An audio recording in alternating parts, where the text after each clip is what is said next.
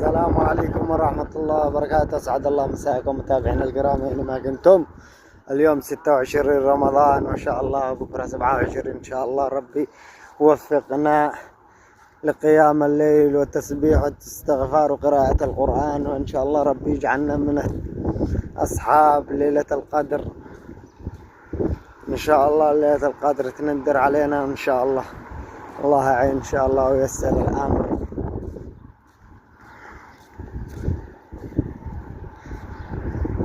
الأجواء اليوم هذا عندنا ما شاء الله بغبار، جاي مطار صورته.